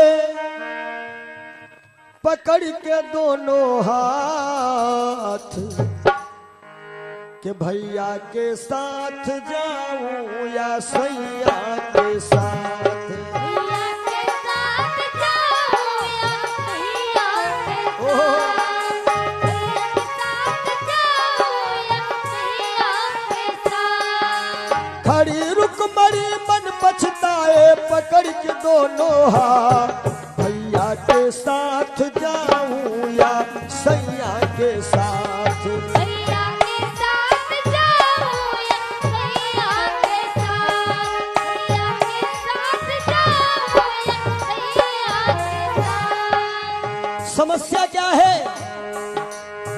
भैया के हाथों में राखी की डोर है, भैया के हाथों में राखी की डोर है, भैया के हाथों में राखी की डोर है, सैया के हाथों में जीवन का छोर है, सैया के हाथों में जीवन का छोर है।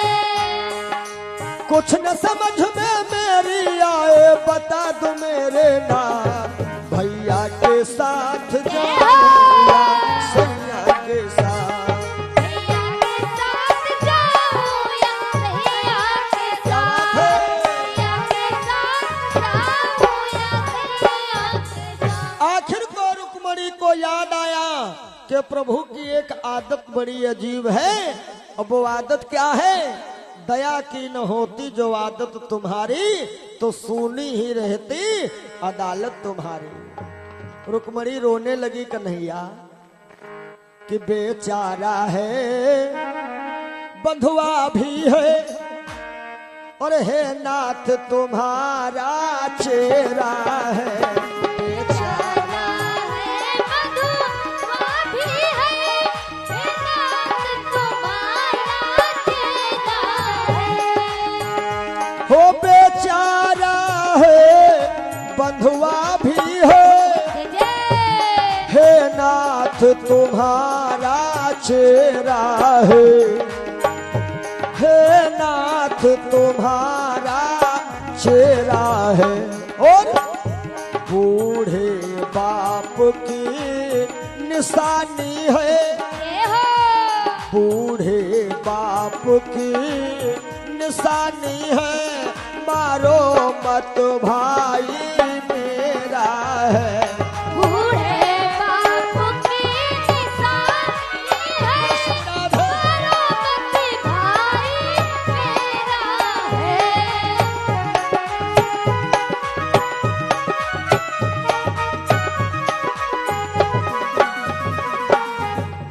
बेचारा है बंधुआ भी है, हे नाथ तुम्हारा चेहरा है और बूढ़े बाप की निशानी है, मारो मत भाई मेरा है। रुकुमवीर कहता है ऐसे ना ले जाओ मेरी बहना को, कन्यादान करवाओ। अब यहाँ पे बहुत बढ़िया बात है, सब लोग ध्यान रखिएगा। और कथा का मतलब यही है, कथा में कुछ बातें जीवन में उतारने योग्य जरूर लेना, लाभ जरूर होगा।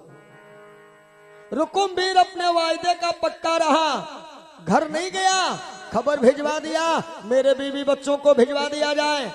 और पिताजी कन्यादान करना चाहते हो कन्यादान करो। मंडप की व्यवस्था थी ही। भगवान कन्हैया मंडप के नीचे पहुंचे और महाराज भीष्मक ने रुक्मणी जी का कन्यादान किया और वो भी 7-5 बचनों के साथ में मंडप के नीचे। अब कहां तो सवेरे जाओ सांझे वापसी का है कि बचन नहीं, तो पुराने समय में मंडप के नीचे 7-5 वचन पति और पत्नी के बीच में रखाए जाते थे भैया। और मैं कहता हूं वो मंडप के नीचे वाले वचन आज यदि हम दोनों लोग पति पत्नी माने तो ध्यान रखना कभी भी तुम्हारे घर से लक्ष्मी जी नहीं जाएंगी, ना ही कभी कोई आकस्मिक घटना तुम्हारे घर पे घटेगी। कब? जब मंडप के नीचे वाले 7-5 वचनों पे ध्यान दिया जाए तब। हमारी पुरानी परंपरा जितनी भी है, प्रत्येक परंपरा में कुछ न कुछ रहस्य जरूर छिपा हुआ है। महाराज भीष्मक ने जब कन्यादान किया है ना, कुछ महिलाएं ने सोचा चलो गारी हो जाए क्योंकि भोजन चल रहा था। अच्छा गारी गाई काहे जाती हैं? वही बाके बिहारी जी बैठे हैं, जिनको भी दान करना करते रहिएगा। गारी इसलिए गाई जाती थी, सगुन बनाने के लिए नहीं। गारी गाने का कारण था, देखिए बुद्धिमान यही तो कहते हैं बूढ़े लोग, बूढ़े होते हैं। सोचा ही 50 लोग भोजन करने जा रहे हैं। अब है कोनो कहे नमक ज्यादा, कोई कहे मिर्चा ज्यादा। अब यही लिए जैसे भोजन परसा गया, अभी लोग लेके ढोलक बैठी, हंसी मजाक शुरू। तो नमक चाहे ज्यादा हो चाहे हो कम, खवैया का बस सही निकलो हो यहाँ से। कन्हैया जी की गारी शुरू। बलराम भैया बोले कन्हैया देखो त्रेता में हम छोटे थे, लक्ष्मण मोर्चा संभाल लिया रहा है, अब हम बड़े, हम बोल न पाए। और जो ने कहे तो सुनते रहे हो, बोले हो ना। बजी ढोलक, किसी ने कहा दूल्हे भैया बहुत बढ़िया तुम्हारा खानदान है। अरे कन्हैया बोले मेरे खानदान में क्या है, मेरे पिता वसुदेव, मेरे दादा यानी बाबा सूरसेन, हम बहुत शुद्ध खानदान से हैं। एक जने के न हो बढ़िया खानदान के, लेकिन है दुल्हे भैया। क्या लेकिन क्या है? कहा तुम्हारी बुआ के कुंवारे पे भैया भेड़ा है। महाभारत की कथा में पढ़े होंगे ना, कुंती कन्हैया की सगी बुआ है और कुंती के कुंवारे पे कर्ण भैरा है। कर्ण के बनियाए दुल्हादारी के हो बनिया बनी। सभी लोग साथ दीजिए तालियों का। दारी के हो बनिया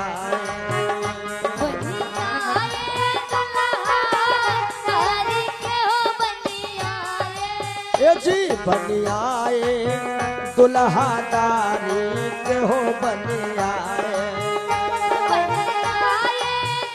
जहो बोलो श्याम प्यारे की अय हो बने तेरे कुल की जानो कुल की जानू तेरे कुल की जानो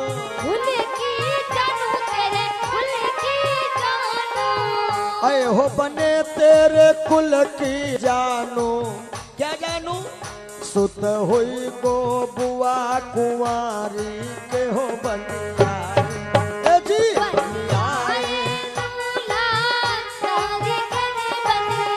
जय हो बनिया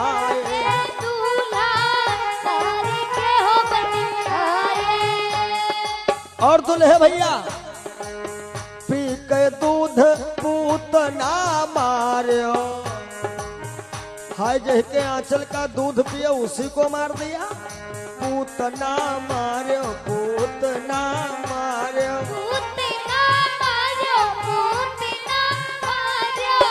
पी के दूध पूतना मारो सुत बनती बड़े बलधारी के बनिया हे बनिया दुल्हा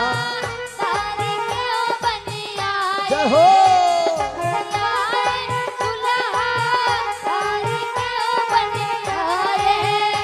और कुछ महिलाएं बोली कि दुल्हा भैया तुम्हारे कितने बाप हैं क्या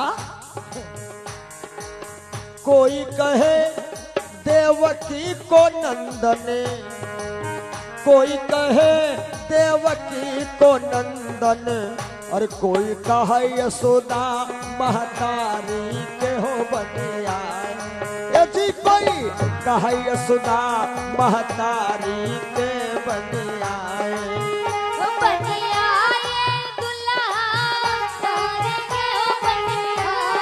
ए भैया रुक्मणी की एक सखी ने तो ऐसा हंसी उड़ाई कन्हैया की क्या बहन तुम्हारी जो है सुभद्रा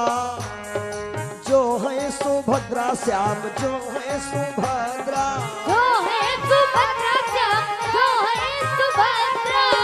बहन तुम्हारी जो है सुभद्रा अरे भागी साथ भिखारी के बनिया महाभारत में पढ़िएगा अर्जुन बाबा बन के ला रहे सुभद्रा को भागी साथ भिखारी के हो बनिया बनी आए दुल्हा दारी के जी बनिया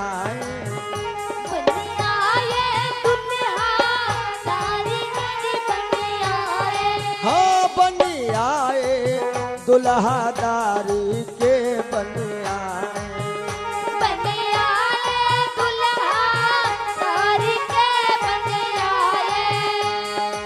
और अंतिम भाव में सखियां कह रहे रुक्मणी की मथुरा जाय कुबजा संग रहिले कुबजा संग रहिले कुबजा संग रहिले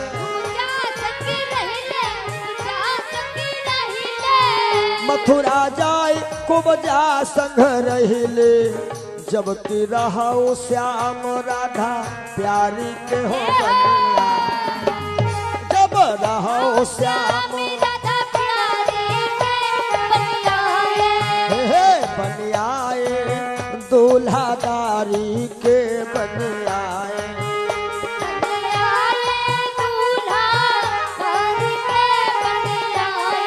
हाँ जी बनिया दूल्हादारी के बनिया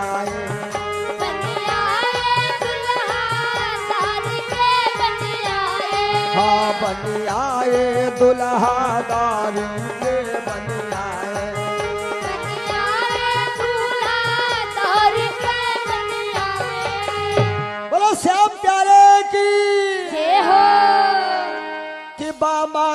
रुक्मणी शोभित है और दुज वृंद भेद उच्चारी रहे। गंगा जल को गोविंद लिए मंडप में चरणे पखार रहे। बोलो कृष्ण कन्हैया लाल की। जय हो। भगवान कृष्ण जी का शुभ पाणी ग्रहण संस्कार संपन्न हुआ। अब एक हुई राधा, दूसरी हुई रुक्मणी, दो रानी ये हो गई। अब कितनी बची हैं? 16,107। भगवान कन्हैया की कथा ही जो है ना भैया, ये सब रहस्यमयी है। लेकिन हाँ, कन्हैया जी की कथा त्रेता की अधूरी कथा है, जो प्रभु ने द्वापर में पूरी किया है। वैसे लगभग पूर्ण कथाओं का आनंद आप हमारे YouTube चैनल के माध्यम से लेते रहते हैं। हमारा YouTube चैनल है सुरेश अवस्थी। गूगल पे या YouTube पे सर्च करेंगे तो यहाँ का भी कार्यक्रम भक्तजन देखने को पाएंगे। और साथ साथ में बताना चाहेंगे, कभी भी किसी भक्त को अपने वहां राम कथा करवानी हो, भागवत कथा या 5 दिवसीय सत्यनारायण की कथा, तो कृपया 1 वर्ष पहले ही संपर्क स्थापित करिएगा। हमारा संपर्क सूत्र व्हाट्सएप नंबर है 9984 072 111, यानी 9984072111। और दूसरा नंबर है 9415 000089। ये दोनों नंबर आपको मोबाइल स्क्रीन पे भी चलते रहते हैं कार्यक्रम के समय। हमारा जन्म स्थान है शिव शक्तिधाम सधुआपुर पोस्ट हरगांव, जनपद सीतापुर। और हमारा वर्तमान का निवास स्थान है कृष्णा नगर, लखनऊ।